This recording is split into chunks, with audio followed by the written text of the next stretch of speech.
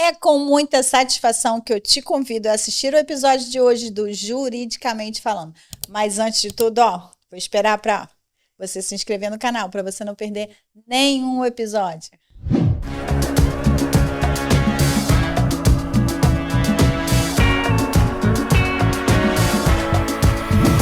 No episódio de hoje, nós vamos falar de uma parceria de sucesso, que é a parceria do contador com o advogado.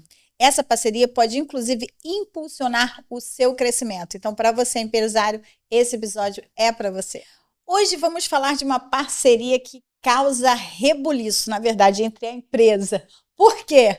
Às vezes o jurídico não dá bem com o contador. Eu digo por experiência, inclusive, que já tive muitos problemas com contadores.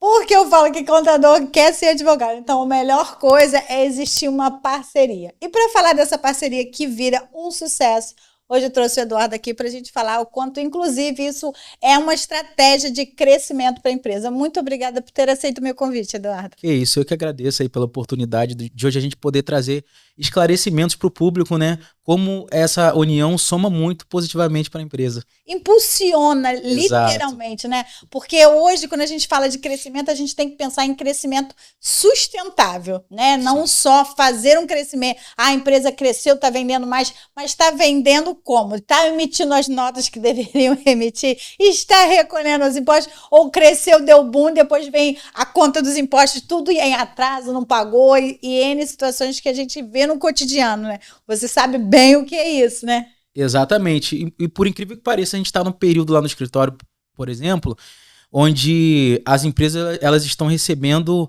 intimação eletrônica da prefeitura por cruzamento de informações de 2020 a 2025. Então, olha só o retrabalho que a gente tem, e alguns clientes, a maioria nem é da época da nossa contabilidade, eram clientes de outros escritórios, e tudo por conta exatamente do que você falou, de não estar cumprindo com as conformidades corretamente. Aí é termo de exclusão do Simples Nacional. Enquadrar, né? Porque vai crescendo e esquece que é preciso todo um ajuste. Exatamente, exatamente. E essa questão de contabilidade, eu vou dizer que eu tive uma experiência ruim, muito recente. Eu descobri que eu estava com débito na Receita só porque conta de que eu fui fazer uma pesquisa, alguma coisa, apareceu. Falei, como assim débito? Era um débito referente a imposto de renda de 2021, que eu não paguei, não foi porque eu não quis, porque eu não fui informada que eu tinha que pagar. Então, quer dizer, a falha é onde? Da contabilidade. Cara, mas como assim seu contador fez, não te avisou? Meu Deus do céu. Não ficou, assim, eu não sei nem te explicar exatamente o que aconteceu, mas foi surpresa para mim negativa, nesse sentido, que eu só tomei conhecimento quando eu tive a negativação mediante ao débito da Receita Federal de 2021. Eu falei, como assim 2021? Como que eu não paguei isso? Mas eu não fui informada que eu deveria ter feito o pagamento. Então, quer dizer, é uma falha, a importância, né, do contador, de um bom contador, porque nós ficamos na mão de vocês, literalmente, sim. Né? Sim, verdade. Agora vamos falar dessa parceria. Por que você acha que essa parceria de contador e advogado é tão estratégia para empresas de todos os portes? Bom, Isabel, nesse tempo de carreira que eu estou na contabilidade, eu aprendi a identificar oportunidades, né? Nós lidamos com empresários, né, que têm aí as suas demandas fiscais, trabalhistas, comerciais, e aí, às vezes, isso traz demandas jurídicas. Então, por exemplo, muitas das vezes os clientes eles me procuravam para uma demanda que eu não poderia atender porque eu não sou advogado, eu sou contador. Por favor, te peço essa gentileza, porque eu vou falar de experiência, que eu já peguei vários processos sérios. Você sabe por quê? Porque a empresa recebeu notificação, entregou para o contador e ele disse, eu resolvo. Exatamente. E aí, o que acontece? Eu reparei que a parceria com o advogado poderia trazer tanto para o escritório captação de mais serviços, isso também soma positivamente, financeiramente falando, para o escritório de contabilidade, quanto também para o advogado parceiro, porque aí o meu cliente ele fica 100% assistido pelo nosso escritório em todas as soluções que ele precisa. Eu, inclusive, hoje falo muito isso, que é um dos meus produtos, que é a blindagem empresarial, e eu faço questão de ofertar a parceria da contabilidade exatamente porque facilita para que ele esteja de verdade investindo no preventivo, que faça tudo corretamente para que ele não precise de mim no judicial, né? Sim, porque o papel do contador é cumprir as conformidades. Então, quando você pega uma empresa, você identifica todas as obrigações acessórias que ela tem e é o papel do contador cumprir com aquilo. É claro que a gente precisa também da colaboração do cliente. Só que o cliente ele tem que ser bem orientado desde o início. Foi como você falou na questão do imposto de renda. Foi feito o imposto de renda para você, de repente deu imposto a pagar. Pode ser que tenha sido colocado, por exemplo, no débito automático, ou pode ser que você tenha sido orientada. Essa questão do débito automático foi bom, legal você falar, porque hoje eu tive uns 2 anos consecutivos esse problema de estar em débito, não sei por que motivo, ter falhado o débito, e aí ninguém fica vigiando o extrato bancário para ver se caiu, se não caiu, e aí quando dessa vez o contador me informou que estava constando o débito, aí eu falei, não, mas tá aí, com certeza tinha valor e não foi feito o desconto. Esse é algo muito comum, né? Quando a gente faz a declaração do cliente, a gente pergunta ao cliente como ele quer optar em pagar aquele imposto residual que pode ser parcelado em até 8 vezes na declaração de pessoa física. Se ele quer pagar no boleto... 62, né? Não, existe a possibilidade de parcelar em mais vezes, né? Só que aí tem juros e tudo mais, então às vezes dependendo do valor do imposto que deu, por exemplo, deu R$8.000, você pode parcelar em 8 vezes de 1.000, mas se você quiser parcelar em mais vezes, tem uma negociação especial que se faz então é possível, eu pensava até que não é. É possível. E aí a gente pede o cliente para escolher se ele vai querer pagar aquilo no boleto, aí ele fica na responsabilidade de mensalmente solicitar a contabilidade que envia aquele boleto para ele. É você lembrar que você tem que pedir alguma coisa. Não. Exatamente. Essa parte, não, eu gosto quando vocês mandam tudo, paga isso. ou então ainda me lembra, se por acaso você enviou alguma coisa, eu esqueci de pagar. A gente não tem problema, a gente pode fazer isso. O que acontece é que quando a contabilidade ela fica na responsabilidade de lembrar o cliente, por exemplo, pra gente, o cliente que só faz o imposto de renda, ele é um cliente avulso. Então ele procura a gente uma vez ao ano para fazer aquele serviço. E se a gente for ficar com a competência de lembrá-lo ou de estar mandando o boleto mensalmente, tecnicamente a gente teria que cobrar uma assessoria de acompanhamento. Claro. Então é onde que a maioria dos clientes eles não optam por isso. Então fica mais fácil a gente colocar no débito automático, só que às vezes acontece esse lance da Receita Federal não debitar na conta do cliente, seja por falta de saldo, a gente não sabe, né, o que pode ter acontecido naquele mês, ou do cliente optar em parcelar em 8 vezes no boleto e ele pedir o boleto pra gente mensalmente. Tem aqueles que são mais controlados, que sempre tá pedindo, ou cai no esquecimento. De fato, no ano seguinte, quando a gente vai fazer a declaração, a gente costuma fazer uma pesquisa de débitos, para ver se aquele cliente está numa situação que ficou algum resíduo do ano anterior que não foi debitado, a gente fala, olha, tem tantas cotas do imposto de renda do ano passado que não pode ter acontecido algum problema, e o cliente já fica ciente, então a gente sempre está procurando resolver em 360 graus, vamos dizer assim, essa situação fiscal dele anualmente quando a gente recebe ele para fazer a declaração. E às vezes acontece também dele ter restituição, e essa restituição ela ser abatida na dívida que ele tem lá na Receita. Fica como um crédito de compensação e zera tudo de uma vez. Mas eu acho que todo esse relacionamento é questão só de você se enquadrar com o cliente mesmo. Quais os erros você acha muito comum que acontece quando não há essa integração do jurídico com a contabilidade? Por exemplo, na parte trabalhista, as empresas elas erram muito, né? É claro que a contabilidade hoje, tecnicamente, ela tem um pouco de bagagem no âmbito jurídico pelo fato do departamento pessoal de um escritório ele ter que saber de leis trabalhistas para poder orientar o cliente. Então, por exemplo, o funcionário ele só pode fazer até 2 horas extras por dia, baseado na legislação. Ou a carga horária tem que ser 44 horas semanais para não ter hora extra, ou fazer até 2 horas extras por dia. E às vezes aquele cliente ele não pratica isso na empresa. E às vezes ele opta também por não ter folha de ponto, porque pela legislação, se você tem até 10 empregados, você não é obrigado a ter folha de ponto. Só que a gente sempre orienta o cliente. O fato de você não ser obrigado a ter folha de ponto não significa que você está isento de qualquer processo trabalhista. Controle melhor, né? Exatamente. Então, por exemplo, a contabilidade ela já é meio caminho andado, pelo fato do DPER ter que saber das leis trabalhistas. E hoje a gente tem também um apoio de consultorias que a gente paga mensal para poder consultar coisas que às vezes a gente precisa de um maior embasamento, mas às vezes o que o cliente faz na empresa não foi da forma que ele foi orientado, ou às vezes ele também não foi orientado. E até, por exemplo, nesse caso aí que você citou das horas extras, eu tenho um cliente que nós fizemos um acordo perante o sindicato para validar uma flexibilidade disso, mas precisa saber da necessidade, né? Exatamente. E aí é quando o pior acontece, por exemplo, ou às vezes o funcionário estava sem carteira assinada, o cliente não formalizou, né, a contratação. E aí pode surgir processos trabalhistas. É onde a gente entra com essa intervenção para não ter que chegar de fato ao jurídico, né, ao processo, que a gente indica um advogado parceiro para poder fazer um acordo ali, para não precisar de ir a processo, que fica melhor para a empresa, fica melhor para o empregado e para todo mundo. Às vezes é impossível evitar isso, mas esse é o trabalho de intervenção que a gente faz também em parceria com os advogados. Nessa mesma linha, essa aliança também vai facilitar a questão fiscal, né?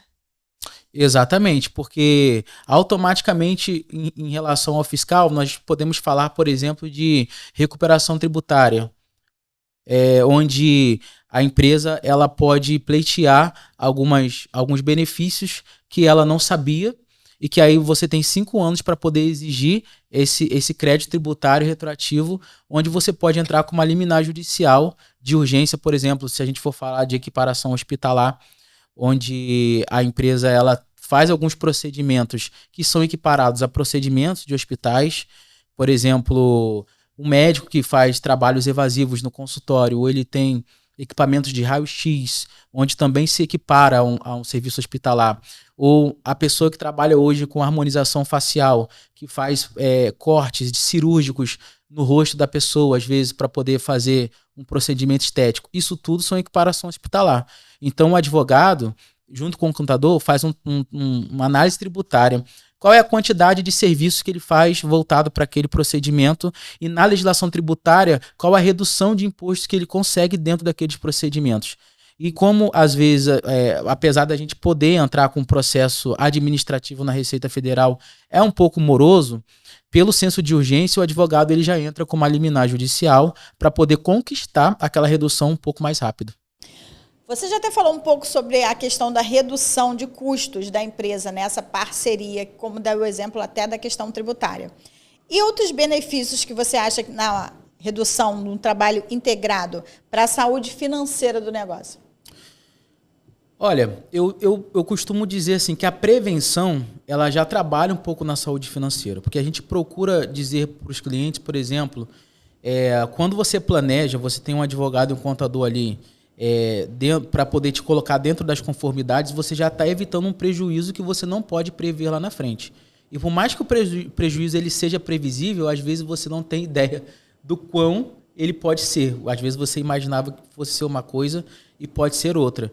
Então, até essa extensão, né? Até onde dá para fazer, o que dá para fazer. Porque, como você falou, vocês têm algum conhecimento jurídico das leis dentro do âmbito do que você está trabalhando para aquela empresa. Sim. Mas se você tiver que abrir um leque, né, realmente você vai ter uma limitação dentro da sua especialização, que é contábil. E que você não Exatamente. pode extrapolar a questão jurídica do negócio. Sim. Mas você sente resistência que, na verdade, as empresas ainda não enxergam que entre aspas, esse custo, na verdade, é um investimento? Sim, ainda mais os pequenos empresários, vamos dizer assim, as microempresas, muitas vezes são empresas familiares, né, que têm um faturamento ali um pouco mais enxuto, de R$50 mil por mês. É uma empresa pequena, que não tem muitos funcionários, e quando tem funcionário, são pessoas da família. Então, por exemplo, não vê aquela necessidade de ter um advogado ali, de repente, para poder dar uma assistência que às vezes também a empresa não tem demanda para isso. Mas agora empresas que estão crescendo, que elas estão desenquadrando do simples para o lucro presumido, que está subindo um pouco de faturamento, que está conquistando uma estrutura.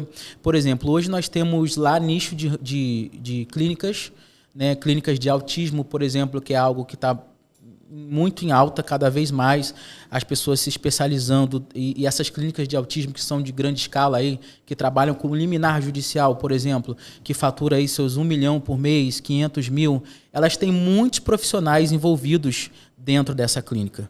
E coisas que acontecem demais são esses profissionais estarem trabalhando sem ser um prestador de serviço, sem emitir a nota fiscal. Né? Aí não é um CLT, por exemplo. Não é nada, não tá é nada. voando. Isso. É compreensível, assim, falando desse ritmo de crescimento. Porque eu acho, não sei se você vai ter a mesma percepção que eu, às vezes a empresa não percebe o quanto cresceu. Exatamente. Isso muitas das vezes também por conta dos próprios proprietários da empresa, eles estarem muito envolvidos, assoberbados ainda com o operacional, eles não terem uma estrutura administrativa. E o comercial, separar isso. Exatamente. Tudo. Até para ter uma visão ampla, né? Exatamente. Eles não terem uma estrutura administrativa forte para que o negócio dele possa estar mais organizado, vamos dizer assim. Porque, por exemplo, voltando para esse ramo de clínica, que tem muitos profissionais de cunhos da saúde, que são cunhos sérios, independentemente de ser uma clínica de autismo ou uma clínica de harmonização facial, às vezes profissionais emite nota, abre o CNPJ, mas não tem um contrato de prestação de serviço, por exemplo. E, às vezes, esse profissional ele pode prestar serviço para o próprio paciente dessa clínica, às vezes fora do estabelecimento. Mas onde está, de repente, o jurídico para fazer um contrato com cláusula de exclusividade, com cláusula de multa, com cláusula de data de pagamento. Inclusive de responsabilidade, né? Limite de responsabilidade. Sim, porque nós estamos falando de profissionais ali que às vezes não é da área da profissão, do proprietário da empresa. Se você abre uma clínica, você é um fisioterapeuta, um psicólogo, mas você tem lá musicoterapeuta, você tem psicólogo, você tem fonoaudiólogo, você tem um acompanhante terapêutico. São outros conselhos. São outros conselhos. Então, aqueles profissionais, eles têm uma responsabilidade autônoma dentro da sua empresa que ele está trabalhando, só que muitas das vezes eles não estão 100%, a empresa não está 100% cercada das conformidades jurídicas, simplesmente por uma falta de um contrato bem embasado para proteger ela própria de problemas futuros. E essa questão é exatamente contratual, né? Ela não está de uma forma preventiva atuando em ter contratos para tudo que acontece ali dentro. Exatamente. E já aconteceu esses casos. Esse caso da própria profissional da clínica, que atendia uma paciente dentro daquela clínica, começar a atender essa paciente fora da clínica e essa paciente passar para ela. Ela também tinha o CNPJ, emitia nota, então saiu da clínica e foi trabalhar diretamente para a empresa dela fora dali, recebendo o valor mais alto do que a própria clínica que ela trabalhava recebia desse paciente, em relação a valores de liminar judicial e tudo mais, né? Já tive casos também de receber fiscalização do Ministério do Trabalho nesses estabelecimentos e, graças a Deus, a fiscalização foi por e-mail, não foi presencial. Hoje em dia, nesse mundo globalizado, né, esses agentes fiscalizadores eles não vêm mais na sua porta. Hoje em dia, eles usam o digital. Hoje em dia, a gente tem, por exemplo, o DET, que eu acho, se eu não me engano, é o Domicílio Eletrônico Trabalhista. O que é esse Domicílio Eletrônico Trabalhista? É um portal de uma caixa de mensagem, onde todas as empresas têm que estar cadastradas para, se caso ela receber uma fiscalização do Ministério do Trabalho, ela vai receber uma notificação eletrônica, e aquela notificação eletrônica que chega no DET vai chegar uma notificação no seu e-mail, igual vocês, advogado, quando tem uma movimentação no processo, e a gente atende tudo por ali. Então, hoje, é tudo eletrônico. E se o contador ele não tiver atualizado o setor do departamento pessoal para poder implantar esses cadastros desses clientes e tiver futuramente uma fiscalização, a responsabilidade percai até sobre a contabilidade de não ter cumprido aquele ciclo. E para você poder também explicar para o cliente que está surgindo um portal novo, que você vai precisar da senha do Gov para poder cadastrar o perfil daquela empresa naquele portal. É um pouco complicado, porque são muitas novidades que, às vezes, os clientes eles não estão aptos nem a digerir aquilo por conta já da rotina que ele tem fora na empresa deles, né? Mas aí, voltando a esse assunto, então já chegou caso de eu receber fiscalização do Ministério do Trabalho por determinados clientes, e como a fiscalização ela foi online, eu mandei as notas fiscais de prestação de serviço só de quem estava formalizado, né? A gente também não vai entregar o ouro na mão do bandido, não vai falar, olha, eu estou mandando aqui as notas fiscais de quem está registrado e vai faltar X pessoas. Não vou fazer isso. Mas como a fiscalização ela foi online, então nós tivemos ali a oportunidade de não demonstrar os pontos vulneráveis do cliente. Agora, por exemplo, se fosse a moda antiga, que não está impedido de acontecer, Se esse fiscal do Ministério do Trabalho ele chega presencialmente na empresa, ou na clínica, que foi o caso, e o fiscal, o que ele vai fazer? Ele vai pedir o livro de inspeção do trabalho, que tem que ter um livro de inspeção do trabalho guardado na clínica. Ele vai pegar o nome de todo mundo que está no estabelecimento e vai anotar. E ele vai pedir a contabilidade, a comprovação da formalização daqueles profissionais. Então, se fosse uma fiscalização mais presencial, poderia achar erros. Só que como foi uma fiscalização online, a gente mostrou somente o que a gente queria mostrar. Então, foi um pouco mais fácil. Porque aí eu mandei aquela quantidade de notas fiscais, cada um representando o prestador, que era um CNPJ. A fiscal ela não pediu mais informações e a gente cumpriu a fiscalização, que é onde entra a orientação jurídica. Olha, o seu profissional, ele é PJ, mas quais são as cláusulas que tem nesse contrato de pessoa jurídica que afasta realmente essa proximidade de onerosidade, o mais pessoalidade? difícil de ser afastado hoje, dentro da minha experiência, é a pessoalidade. Exatamente. É realmente aquele que... E a subordinação também. Olha, eu acho que a subordinação a gente ainda consegue, entre aspas, até mascarar. Porque você tiver umas trocas de mensagens lá dizendo, dia tal não posso ir, você quebra a subordinação. Sim. Agora, a pessoalidade, que não foi aquela pessoa que tinha que ser o próprio a estar exercendo ali aquele papel, aquela prestação de serviço, eu acho que, de verdade, hoje é o maior desafio nessa questão. Mas quando a gente pensa também que hoje essa questão está, entre aspas, suspensa, né, a pejotização, qualquer situação que fala em torno, está no Supremo e não está sendo debatido, então a gente, entre aspas, a gente está numa área e num limo que a gente não sabe aonde isso vai dar. Mas acredito que a gente tem muita coisa que pode acontecer para os dois lados, né? Porque não é à toa que hoje isso é um assunto em destaque. Alguma coisa tem por trás, até porque o governo tem que tirar algum proveito de tudo isso. Mas eu acho que hoje um desafio, não sei se você vai concordar comigo, as empresas não se enxergam necessários isso. Vou dar um exemplo do compliance. Quais empresas, hoje você fala, não, minha empresa é pequena, não precisa disso. Não é assim que acontece, né? E você enxergar que, na verdade, alguns detalhes já mostram para você que você precisa. Não precisa ser grande para você ter um compliance, né? Sim. Que é uma prevenção. Exato. E, por exemplo, um nicho que precisa muito de compliance são esse nicho de saúde, o nicho que você mexe com pessoas, que você mexe com o ser humano. O nicho de residencial de idosos, por exemplo. É um setor que é preciso ter compliance. Porque quando você fala de cuidar de idosos, de você montar uma casa de repouso, você está cuidando do pai, da avó, da mãe, de alguém, né? E às vezes, por exemplo, você tem que atender Ministério Público, que é o órgão fiscalizador da casa. Você tem que atender o Conselho do Idoso, que também é o órgão fiscalizador da casa. Você tem que estar dentro das normas da vigilância sanitária. Você tem que estar dentro das normas da prefeitura, de medida de segurança.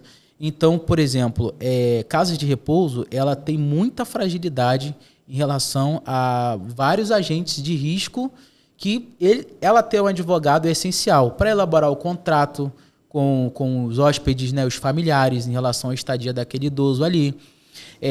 Muitas das vezes pode ter um problema com o familiar, se acontecer de repente de um idoso vir a óbito dentro da casa de repouso, que pode ser julgado como talvez um mau procedimento de um cuidador que fez uma administração de um medicamento que poderia ter sido um enfermeiro ou um técnico de enfermagem.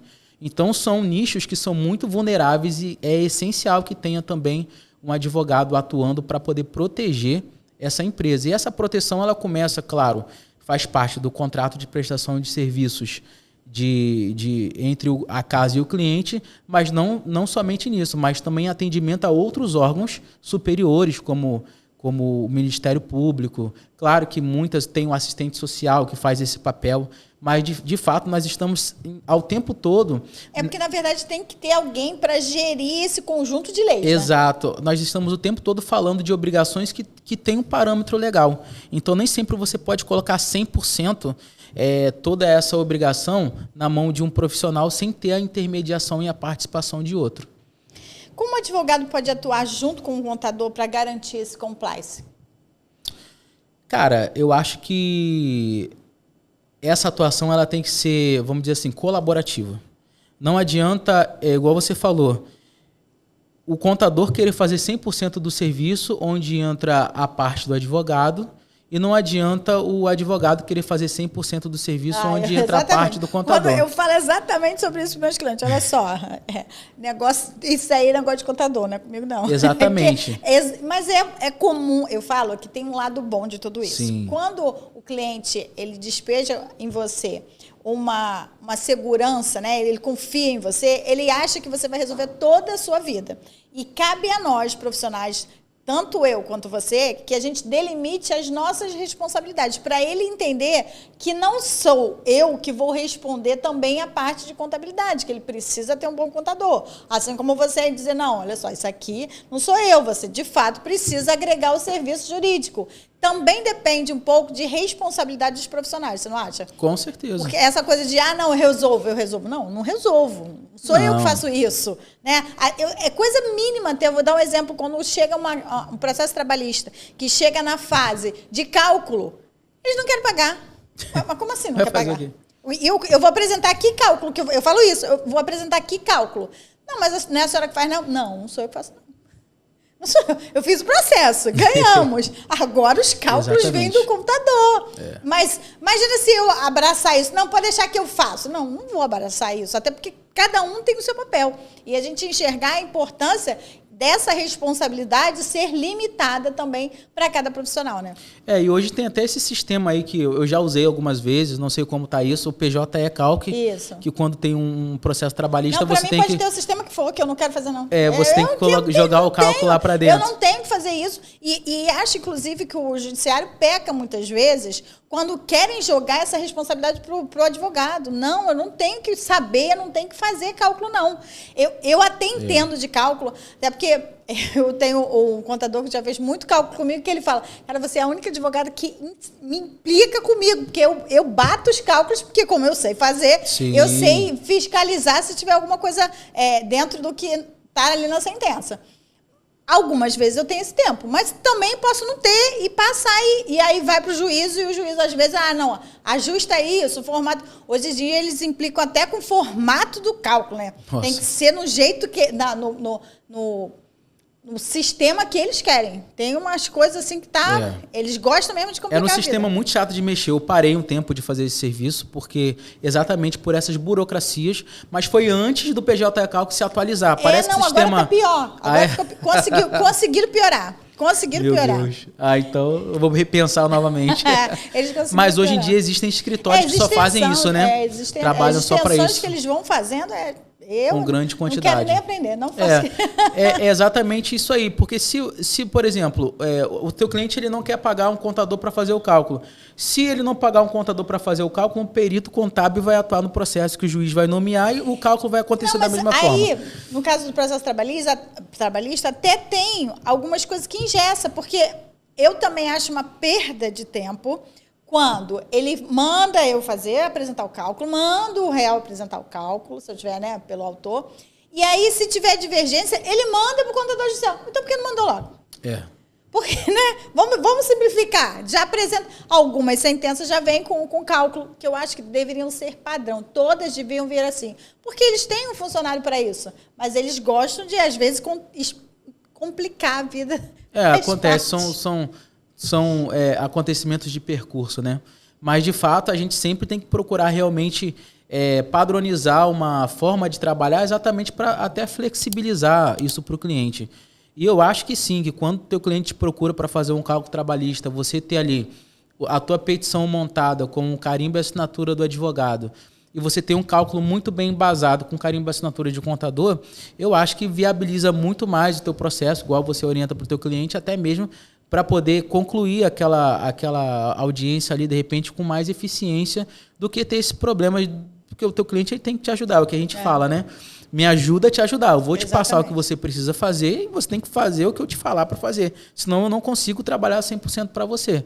Mas essas são um pouco das dificuldades, retornando até aquele assunto, por que as empresas elas não aderem tanto ao advogado? Porque acho que a consciência ainda e a cultura é um pouco até de enxergar o advogado como parceiro embaçada. preventivo. Preventivo, isso. Agora, para grandes empresas, como a gente falou aqui, de empresas que estão crescendo de escalas, e elas precisam ter um procedimento de compliance bem seguro, é imprescindível que tenha um advogado, não adianta.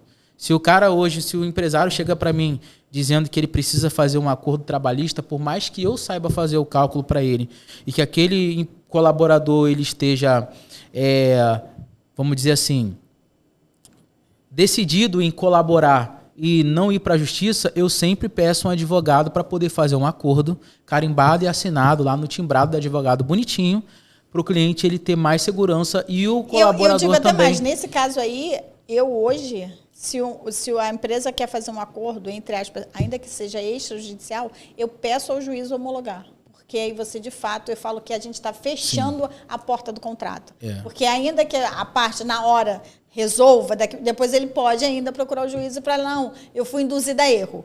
Então, ideal nessas situações é, de fato, você bater lá na porta do judiciário e falar, um acordo extrajudicial, homologa aqui para mim. Que aí, de fato, a gente está fechando as portas. Eu não sei se é verdade, mas dizem que nesses contratos extrajudiciais que vocês fazem, tem cláusulas que o funcionário ele não tem direito depois de colocar na justiça? Não, só se for homologado. Ah, tá. Se não tiver...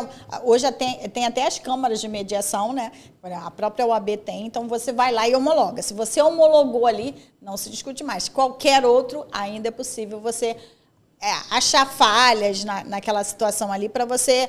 não, isso aqui, até por declarar desconhecimento, não estava assistido por um advogado, então eu fui induzida a erro e N situações. Então, de fato, essa parceria é infalível a exemplo de um acordo extrajudicial. Mas aí se você vai protocolar aquele acordo amigável, não, de qualquer forma não teria o advogado da parte? Não, tem que ter o advogado. Aí então, tem que ter assinatura de 2 advogados. Por exemplo, lá no meu escritório a gente já tem quem vai fazer a outra parte justamente para que a gente feche as duas possibilidades, mas tem que ser. Aí eu, de fato, trago essa segurança para a empresa de que amanhã ou depois ele não vai mudar de ideia e vai querer entrar com uma ação judicial, entendeu? Entendi, bacana. Você tem algum exemplo assim, real de uma empresa que evitou prejuízo graças a essa parceria? Por exemplo, eu não vou dizer assim... eu vou dizer evitar um prejuízo, só que o prejuízo já tinha acontecido no primeiro caso. Então, não evitou, né? Remediou. Por exemplo, o funcionário ele agiu com muita desídia, com muita agressividade com o empregador no restaurante. Foi o caso de um restaurante que ele tinha um empregado que fazia só aquela função, que era um sushi man.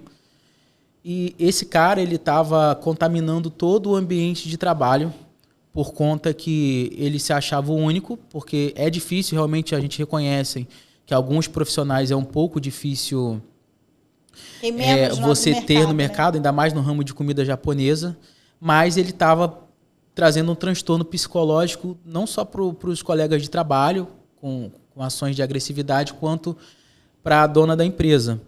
E teve um dia que a dona da empresa teve uma discussão com esse colaborador na porta do restaurante na hora de sair, e ele partiu para cima da dona com alguns trejeitos um pouco pesados, e ao filho da dona tentar intervir, né, ele empurrou o menino. Então ali já foi, de certa forma, um tipo de agressão. Só que mesmo assim, olha só como é a imaginação e a consciência dos pequenos empreendedores.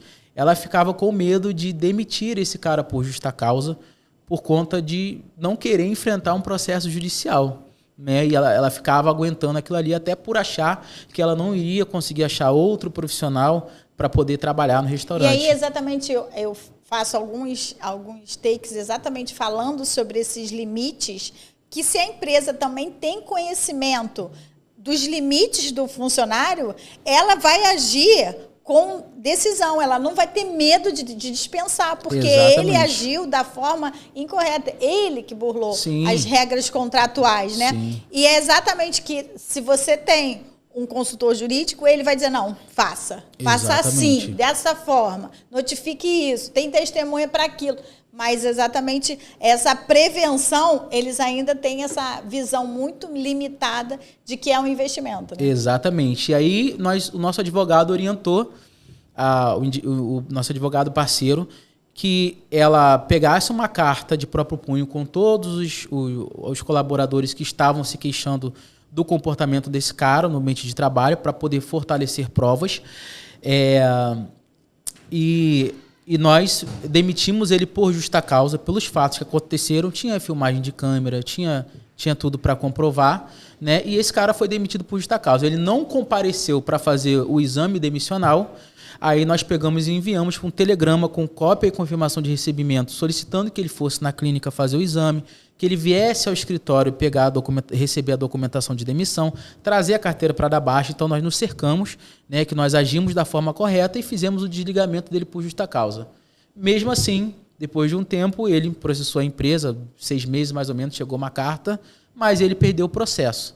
Por que ele perdeu o processo? Porque nós agimos nas conformidades legais, juntamente com o advogado parceiro, para que essa caracterização ela fosse fortalecida. Porque até em relação à justa causa, né, ela é prova da empresa. Então, de fato, a empresa tem que estar com a comprovação suficiente para ratificar isso em juízo. Agora, um outro caso muito interessante também foi de uma conhecida que ela tinha uma empresa e ela sofreu... vamos dizer assim, atos abusivos do dono da loja. Ela era um restaurante, em relação ao contrato de locação.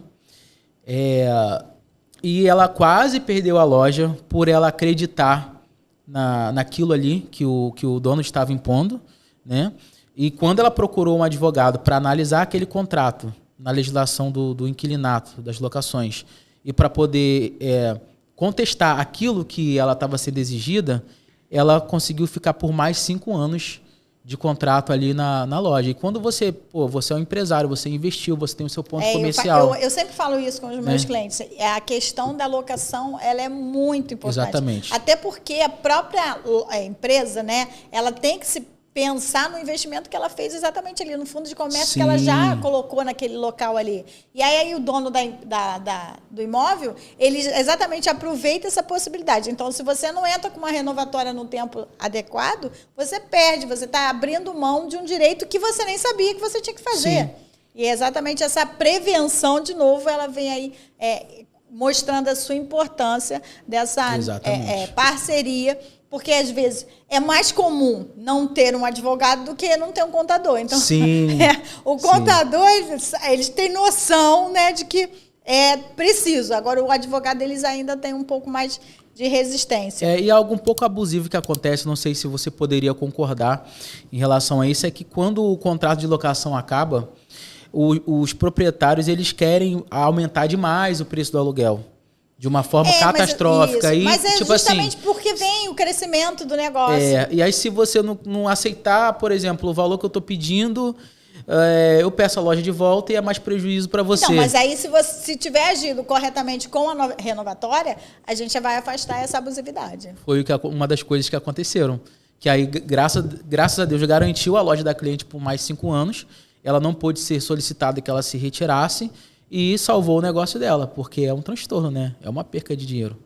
Porque além de prevenir problema, o contador e o advogado, eles podem impulsionar o crescimento da empresa, né? Sim. É isso que é preciso enxergar, né? Porque quando você exatamente está fazendo uma economia, nesse caso, você deu exemplo, é exatamente isso. Quer dizer, como essa prevenção ela foi capaz a dar crescimento. Porque se a empresa tiver que sair daquele imóvel ali para ir para um outro imóvel, ela já estava numa ascensão, ela tem que recomeçar. Ou então acabar absorvendo um aumento de aluguel. Às vezes é absurdo para poder manter o lugar. Então, você já compromete a saúde financeira da empresa. Sim. E essa necessidade jurídica, ela serve tanto para o locador quanto para o locatário. Porque, às vezes, quem está alugando, né?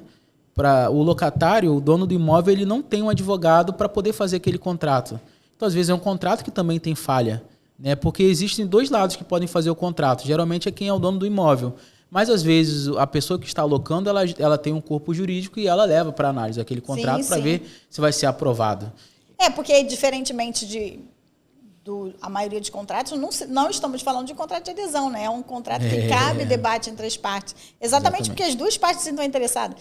Ninguém quer ficar com o imóvel vazio e a outra pessoa também gostou daquilo daí. Então, é a hora exatamente de um bom pacto. Sim. Porque as duas partes estão interessadas em negociar, né? Não tem desvantagem ali. Exatamente. Em relação a essa parceria, um outro exemplo, eu acho que muito importante, é a questão tributária, né? Porque eu acho que essa é a grande vantagem dessa parceria, que o contador, junto com o advogado, eles conseguem enxergar a melhor situação tributária para uma empresa. Exatamente. Hoje, uma empresa, quando ela abre, inicialmente ela começa no regime tributário do Simples Nacional, né?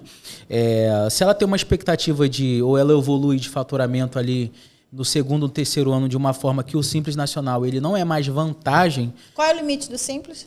O Simples Nacional, se eu não me engano, são 4 milhões e alguma coisa, tá? Se eu não me engano.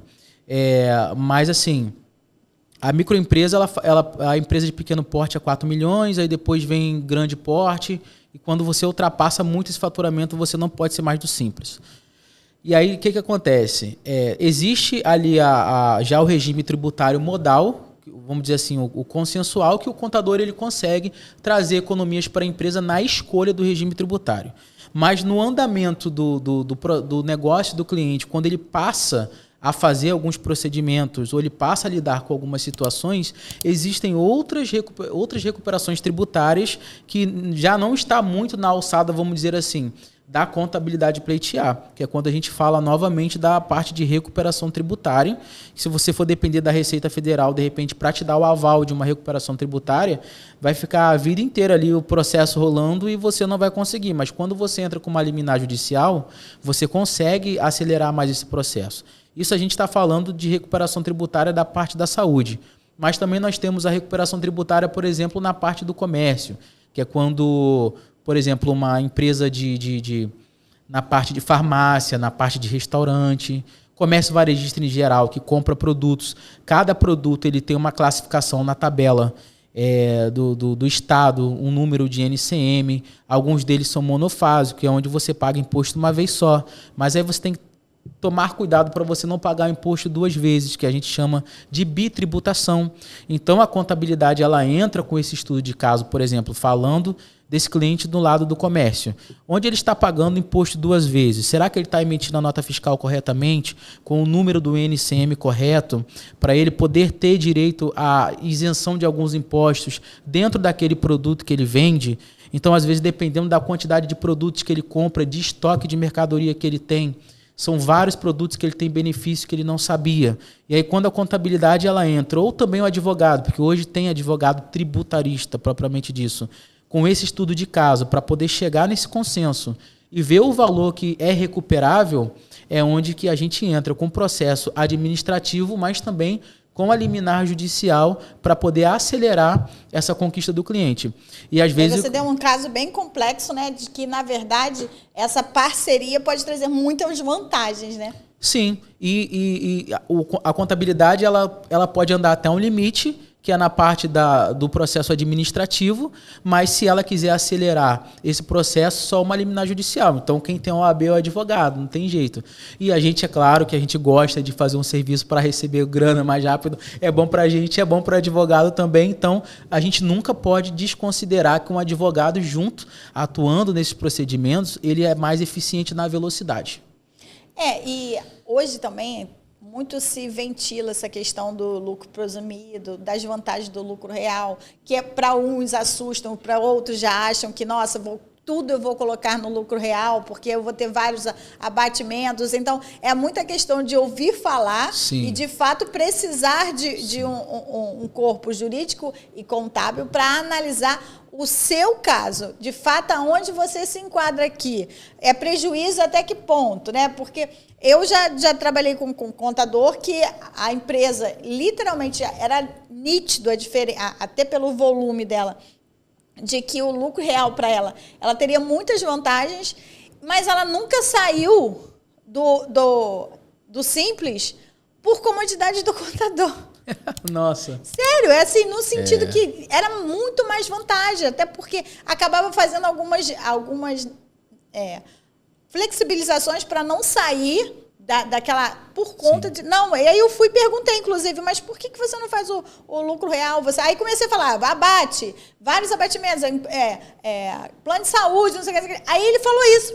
Falou, não, eu já tinha falado, mas o meu contador achou melhor continuar no circo. Falei, como assim? Aí eu falei, quem contador?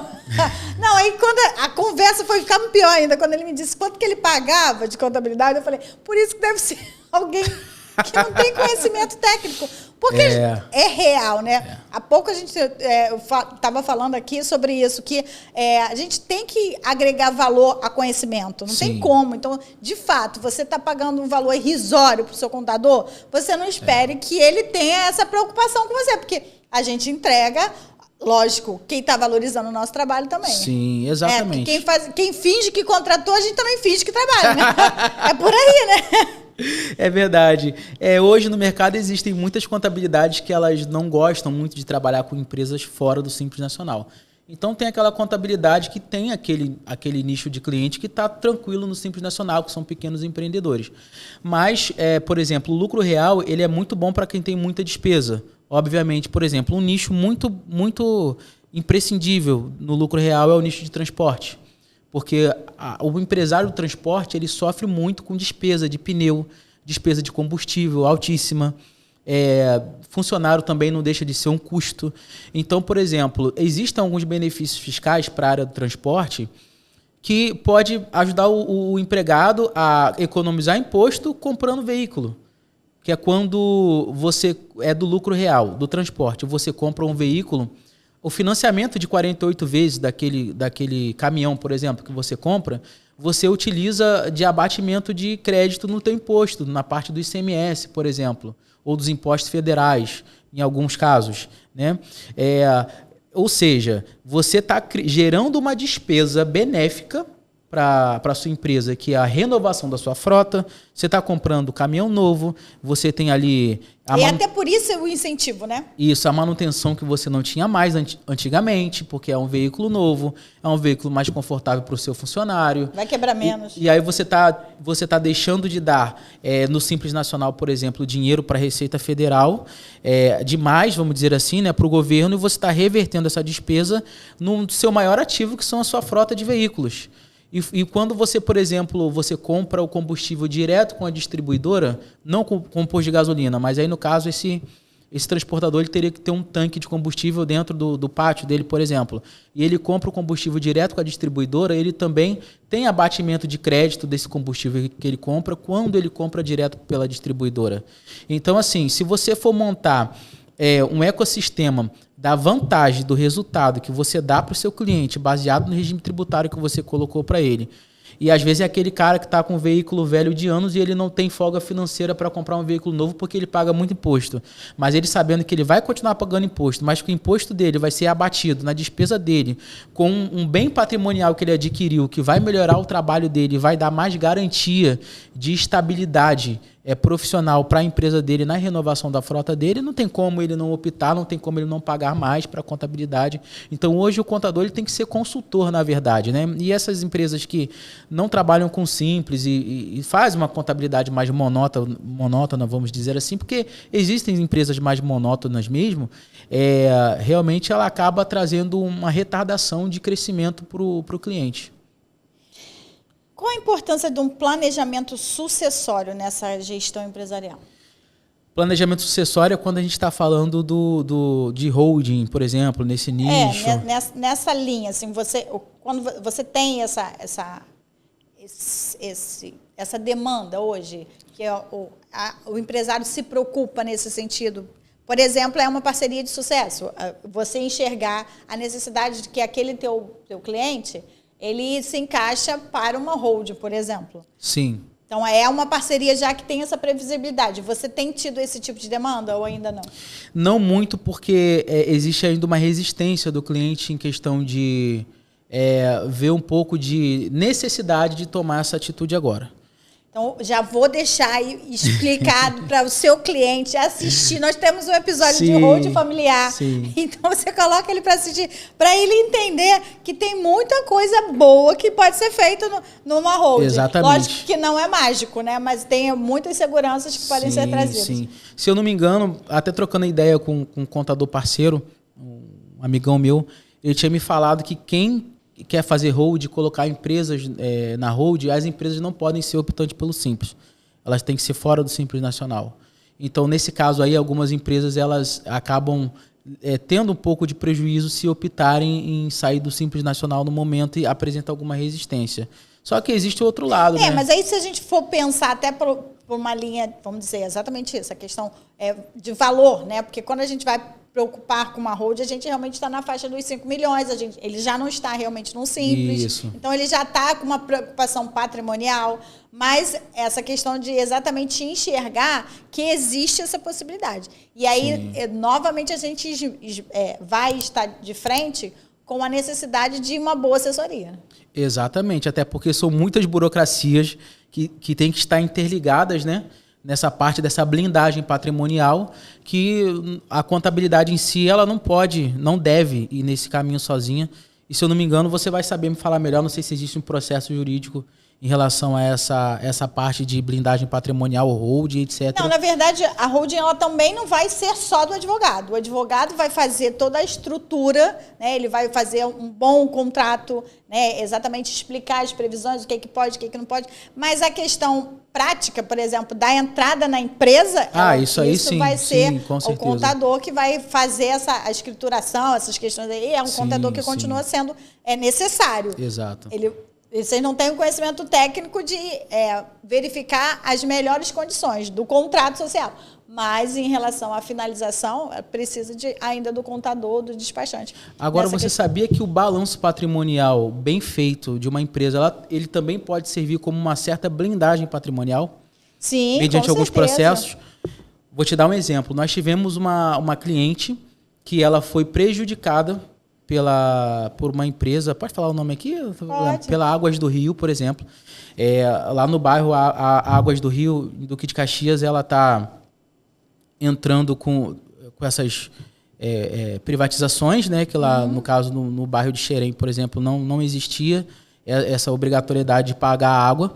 E um dos canos que a Águas do Rio colocou na rua estourou e inundou a fábrica dessa cliente. Essa cliente ela é do setor de fábrica de fantasias, tinha equipamento e tudo mais. E aí ela perdeu matéria-prima, ela perdeu maquinário, tudo com essa inundação. E quando o nosso advogado parceiro ele entrou com um processo para poder cobrar esse prejuízo que esse cliente teve, então a Águas do Rio ela solicitou o balanço patrimonial do cliente com todas as classificações dos ativos imobilizados, do estoque de mercadoria, para que ela pudesse analisar a indenização para poder pagar esse cliente. E mesmo assim, esse cliente ele não conseguiu essa indenização tão rápido. O que o advogado conseguiu foi uma liminar para poder a Águas do Rio pagar o aluguel da cliente provisoriamente até que se resolva essa indenização. Mas, de fato, não deixou de ser uma certa blindagem, porque se o cliente ele não tivesse um balanço patrimonial bem estruturado, isso são coisas que, às vezes, o cliente não manda para a contabilidade o que compra. Hoje em dia, a gente tem softwares, a gente tem tecnologia para poder puxar notas fiscais de compra, mas a gente sempre orienta o cliente também para comunicar mensalmente tudo que ela gasta, todas as notas fiscais de compra, para a gente poder classificar no balanço. Então, se essa cliente ela tivesse um balanço patrimonial furado, ela não teria a proteção e a garantia de pleitear o prejuízo que ela teve mediante não podemos nem dizer que foi um fenômeno da natureza, mas mediante uma catástrofe aí provocada por uma empresa privada. Qual você acha que é o maior desafio de comunicação entre o contador e o advogado? Cara, o maior desafio de comunicação talvez seja até isso que a gente está fazendo aqui. Da gente reconhecer os limites. Reconhecer os limites, a gente ter mais essa oportunidade de poder estar falando do assunto para poder entender hoje, porque as necessidades de hoje, ela é diferente da necessidade de 10, 15 anos atrás. Eu acho porque que isso muita é uma coisa resistência, mudou. inclusive, porque às vezes a gente fala alguma coisa com o cliente, ele fala, não, mas eu sempre fiz assim, nunca deu errado. E ele não enxerga que hoje está muito diferente. Até o consumidor é diferente, o funcionário é diferente, a visão é diferente. Exatamente hoje, com o IA, eles tudo perguntam lá, né, no chat, isso aqui é assim, é como. Eles estão modernizados também. E o empresário, ele não pode ficar à mercê de tudo isso, né? Fingir que ele não está vendo essa necessidade dele estar exatamente blindado. Eu brinco, mas eu não gosto muito dessa questão da blindagem, porque eu acho que ela nunca é 100%, né? Ela é uma blindagem sempre parcial. Mas é lógico que a gente brinca comparando a um carro. Ele está blindado por várias coisas, não está para tudo. Então, da mesma forma, é uma empresa. A gente consegue blindar em muitas, evitar muitos problemas. Que não atinja, mas a gente não consegue todos, né? Exatamente. E eu acho que os advogados e alguns contadores também, eles acabam perdendo um pouco do senso de oportunidade financeira quando ele também resolve se conscientizar de como o advogado e o contador eles podem somar um com os outros para poder trazer essas soluções, porque hoje em dia a gente fala muito de soluções, trazer essas soluções para a sua própria cartela de clientes, para que ele também possa ter uma captação de receita nessa parceria, o advogado possa ter uma captação de receita nessa parceria. Uma das coisas hoje que, por exemplo, você tem sua cartela de cliente fixo ou cliente variável, que são empresários também. E uma das coisas, por exemplo, que acontece muito, o empresário, quando ele abre uma empresa, ele não pensa na marca. Ele não pensa, ele acha que por ele registrar o CNPJ, ele já está totalmente protegido com o nome da marca. E não. Tem que fazer uma marca de patente. Exatamente. Eu tive o caso, por exemplo, de um cliente que ele trabalhava com parte de ecologia, ele se chamava Econatura, e ele foi processado pela Natura Ecos, porque Econatura lembrava a linha de cosmético da revista da Natura Ecos. E aí ele recebeu uma carta para poder alterar a razão social da empresa, para afastar essa similaridade sonora com a parte de produto de cosmético da revista. E aí o que acontece? Antes do cliente ele abrir o CNPJ e ele escolher o nome, é importante que ele, se ele pensa no crescimento dele, é importante que ele pense em registrar essa marca, criar uma logomarca, porque ele está pensando no posicionamento e no crescimento. Porque até hoje, com a globalização, com a internet, tudo, se aquilo dali antes passava desapercebido, hoje a própria Natura enxergou porque viu, de repente, uma postagem dele, né? Exato. Que antigamente não existia isso, mas hoje, passando lá o Instagram, viu, isso aqui não, né? E antes ele podia ficar lá escondido uma vida inteira e nunca nem ter sido visto. E quando você entra num registro de marca, que entra, por exemplo, em uma oposição, uma empresa com a mesma familiaridade, às vezes pode nem ser do mesmo nicho. Eu tenho um caso lá que era uma pimenta e a Chili Beans perturbou o juízo porque era uma pimenta, mas a pimenta nem a cor tinha a ver. A cor da pimenta é diferente, o formato da pimenta era diferente, mas a Chili Beans acha que ninguém pode usar pimenta na vida, só ela. Pois é, e aí é onde entra o advogado para poder entrar com um recurso. Olha, essa marca é uma marca que ela tem dificuldade de aceitar qualquer... Ou ela acha que todas as pimentas que existem no mundo estão associadas a ela. Exatamente, porque ela se fortaleceu. Ela foi a primeira a registrar a marca, dizendo lá que tem um símbolo de uma pimenta. Então, mas tem que ser aquele formato de pimenta, daquela cor. Daquele jeito, daquele design, sim. Exatamente. Então, existe uma possibilidade de afastamento e de entrada de recursos, que é onde o advogado especializado em marcas e patentes também, ele consegue poder entrar... Da minha cliente, ela não ganhou, não. Não ganhou, não? Não, paciência. Exatamente isso. Bola porque pra frente. sequer a mesma cor, né? Não era a mesma cor, não era o mesmo tipo de pimenta. Existia muitas diferenças. Sim. Mas ele entrou implicando. Olha, e me deu trabalho, porque não só no administrativo, depois ele entrou com processo judicial, não satisfeito, perdeu, e ele continuou perturbando o juiz. Eu falei, gente, não é possível que a Chili Beans não tem mais o que fazer. Complicado. É difícil. Exatamente, porque ela quer... pimenta, não pode. Não. É difícil você lutar contra essas grandes marcas. Às vezes o cliente ele tem que... Por isso que é importante que o cliente, antes dele decidir constituir uma empresa, hoje a contabilidade, o nosso escritório de contabilidade, ele tem essa abordagem. Olha, você tem certeza que você não quer pensar no registro da marca, não quer mudar o nome da empresa? Então, vocês também já têm esse serviço agregado? Sim, hoje nós somos um ecossistema de soluções.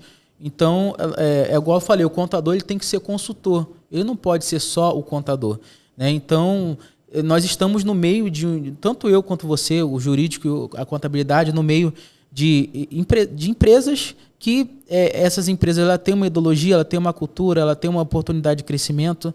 Então, ela tem que pensar em se cercar em todos os lados. Ela vai ser muito mais grata a você. Principalmente a gente pensar que uma visão ampla de crescimento. Exato. Eu acho que se o empresário ele conseguir entrar para ganhar, né? Não estou aqui porque não tenho o que fazer, né? Tipo, falta de opção. Estou abrindo essa lojinha aqui porque eu não tenho falta de opção. Não, se ele entrar pensando, não, eu vou crescer, daqui a pouco eu tenho uma rede, eu preciso me estruturar para isso, facilita muito, né? Exatamente. E aí, eu tenho clientes que abriu faturando 30 mil reais por mês e hoje fatura 300 mil por ano, hoje fatura 8 milhões por ano. Então, como uma empresa dessa, ela não vai se cercar, se ela já tem o nome no mercado, por isso que ela fatura tanto, ela não vai se cercar do registro da marca. Então, hoje a gente tem registro de marca, BPO financeiro, registro de imóveis, registro de terras, porque onde a gente mora tem muita zona rural. Nós indicamos advogados parceiros para poder fazer os processos judiciais ou trabalhar na parceria de contador mais advogado mediante algumas empresas que é necessário ter. E, graças a Deus, isso, certificado digital, imposto de renda, que também já fazia parte, mas o certificado digital não. Então, isso traz a grana, ela gira em torno do nosso escritório, porque o cliente ele não precisa de sair para procurar outras soluções fora. Exatamente, eu acho que essa visão sua de abarcar todas as possibilidades que o seu cliente precisa é exatamente essa visão que o profissional tem que ter, né? De que ele precisa agregar serviço para que seja exatamente você a referência a solução para ele. Exato. Mas dentro dessa limitação de que eu faço até aqui, mas o que você precisa é o parceiro que faz. Exato. Essa necessidade vem da marcas e patentes, vem do advogado tributarista, e reconhecer a sua importância, porque isso não diminui a sua importância. De forma alguma. Mas, pelo contrário, a minha visão é de que agrega, não, esse aqui eu posso confiar, porque ele sabe exatamente aonde que eu tenho que ir, né? Direcionar.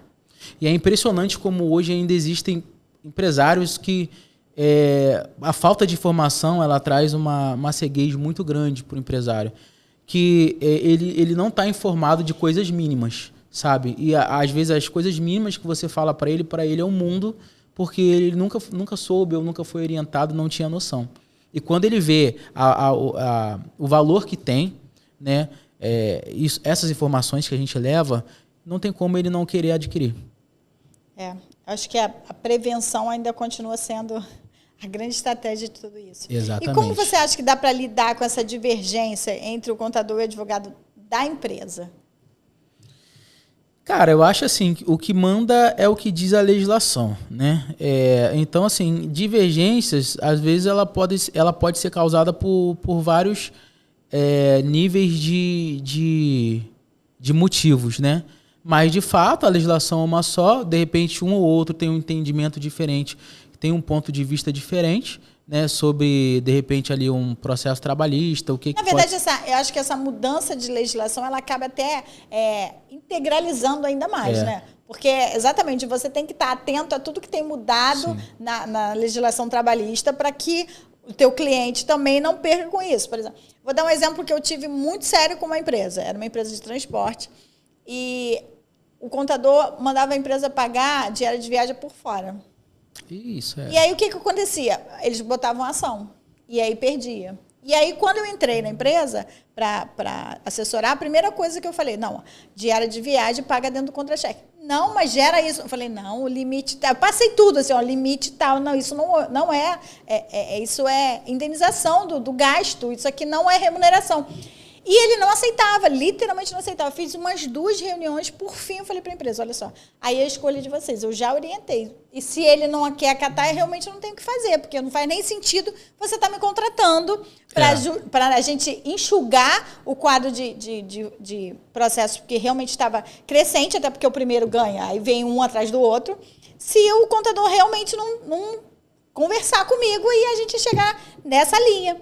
E aí ela trocou, né, do contador para que, e de fato, a gente resolveu um problema bobo.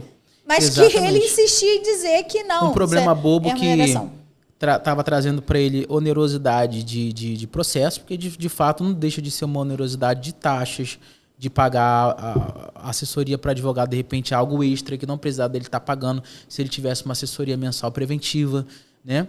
Mas eu acho que nessa comunicabilidade entre advogado e contador, eu acho que são pontos de vista diferentes que se complementam. Ele nunca pode afastar, igual esse caso que você falou, ele nunca pode afastar o benefício da atuação de um com o outro em prol do cliente. Ele sempre tem que complementar aquilo ali. Então, o advogado ele sabe que tem que ser, o contador ele sabe que tem que ser fora do contra-cheque, porque o que você paga por fora é salário in natura. Né? Igual, por exemplo, tem gente que paga o vale transporte fora, paga a alimentação por fora, e a gente sempre fala, olha, tem que ter o Rio Card, tem que ter o cartão alimentação, ou então você pagar no contra-cheque, mas nunca você pode fazer transferências informais.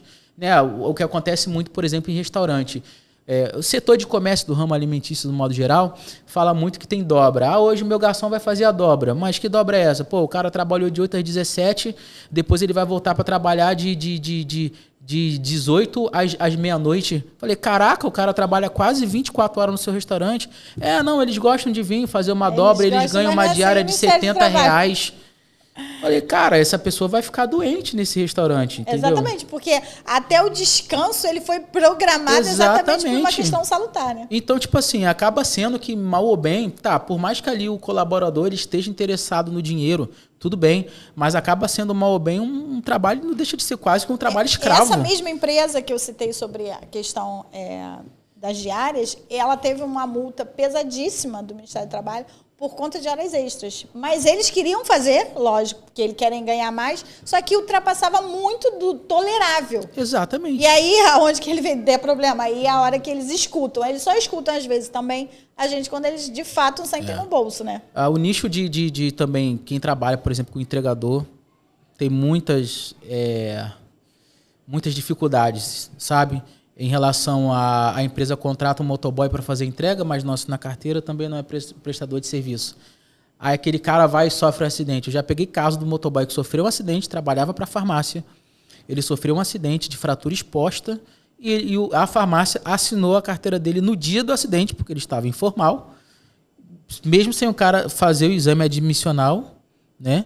Então estava totalmente errada, fez tudo às pressas para poder tentar amenizar um erro que não foi reparado anteriormente.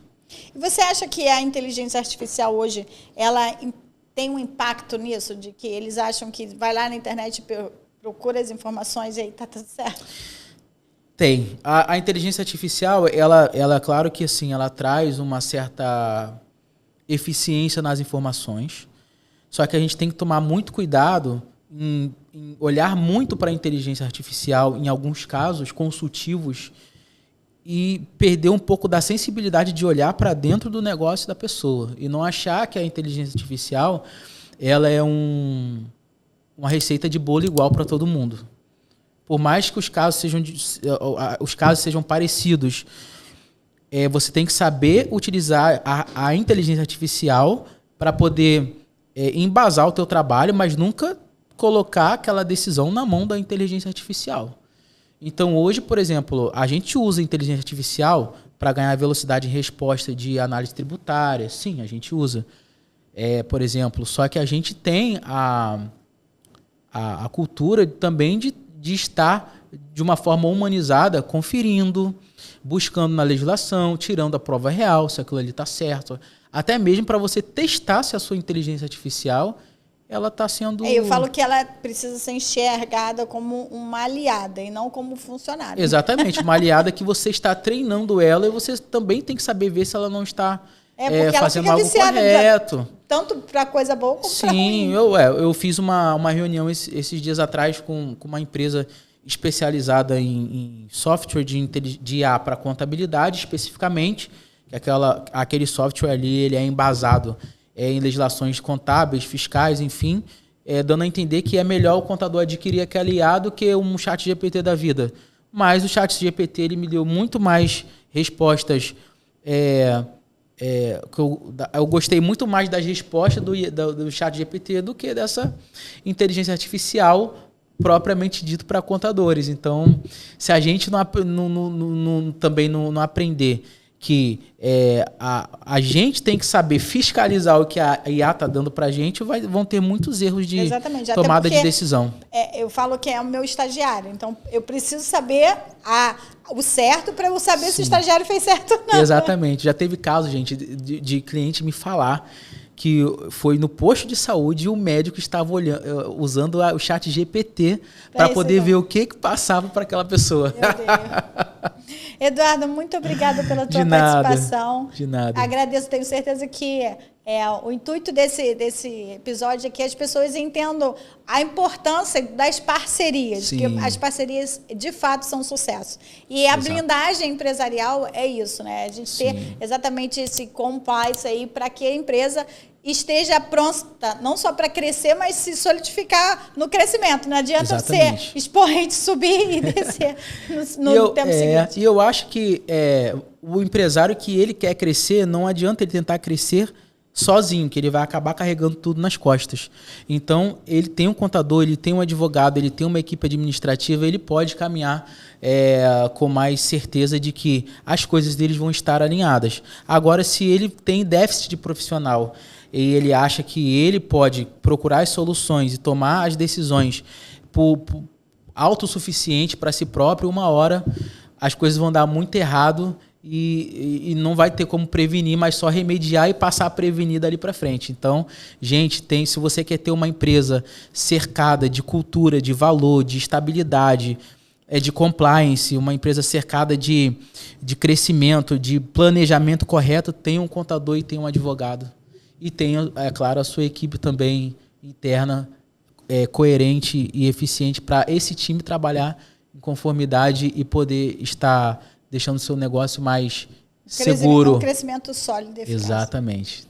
Obrigada. Imagina, eu que te agradeço. Finalizamos esse episódio e eu tenho certeza que ele trouxe muitas dicas e muita importância para todos os empresários, seja pequeno e grande porte, sobre a importância da parceria entre um advogado e um contador, para que você cresça com solidez, não só crescer de forma exponencial, mas que você consiga, de fato, crescer dentro da legislação. Mas se ainda assim ficou alguma dúvida, deixe seu comentário aqui que nós vamos responder todos os seus questionamentos. Também nos siga nas redes sociais, doutora Isabel, também o contador Eduardo, que tem uma página maravilhosa, cheia de dicas, o Juridicamente Falando, para que você não perca nenhuma dica maravilhosa. E, claro, se inscreva aqui no canal, para você não perder nenhum episódio.